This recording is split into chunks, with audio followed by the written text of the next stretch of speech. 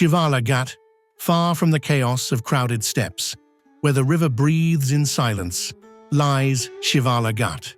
Here, the Ganges flows not with noise, but with memory of kings, monks, and moments long forgotten. In its solitude, the soul of Varanasi whispers. The Shivala Ghat is very spacious and less crowded, a comfortable place to take holy dip in Mother Ganges. I started my boat journey from Shivala Ghat and moved towards Asi Ghat. From the boat, the city unfolds, layer by layer. Ghats rise like ancient steps to the sky, each stone soaked in centuries of devotion, each wave a whisper from the past.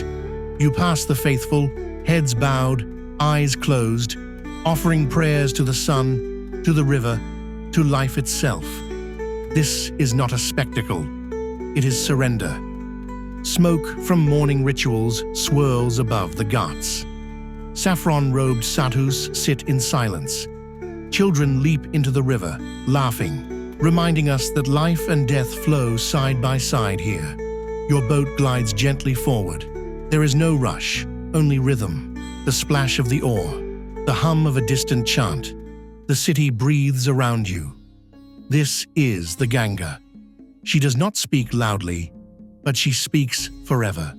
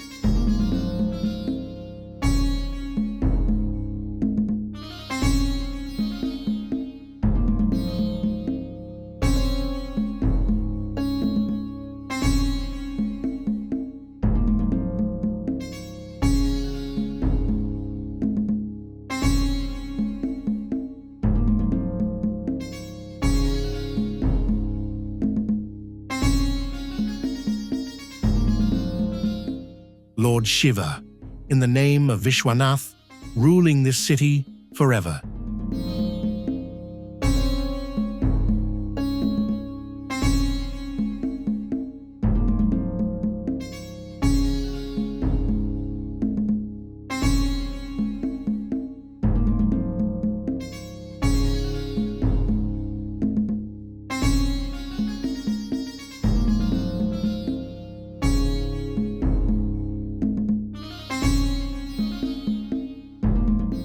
Harish Chandra Ghat is one of the oldest and most sacred cremation ghats in Varanasi, second only to Manikarnika Ghat. It holds deep spiritual significance in Hinduism, representing the eternal cycle of life, death, and liberation, moksha. At Harish Chandra Ghat, the fire never sleeps. Ash and flame dance together, in a ritual as old as time. Here, death is not the end. It is a passage, a release. The Ganga bears witness as souls are set free. In the crackle of the pyre echoes a prayer for peace.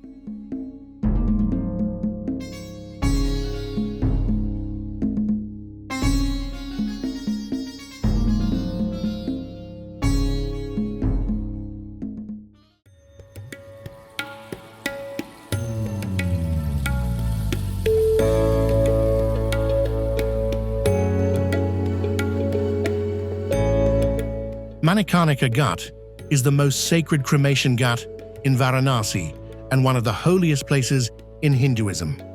It is not just a physical place, it is a portal between life and moksha, where fire burns endlessly, and souls are believed to find liberation from the cycle of rebirth.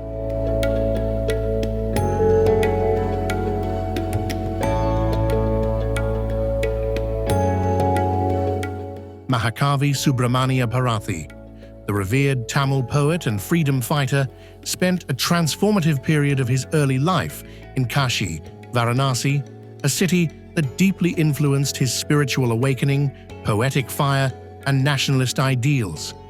Long before he roared in verse, he listened. In the sacred city of Kashi, a young Subramanya stood by the Ganga.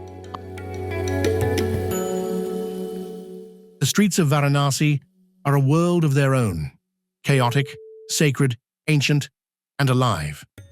They carry the scent of incense, the sound of temple bells, and the rhythm of a city where time doesn't move forward. It circles endlessly.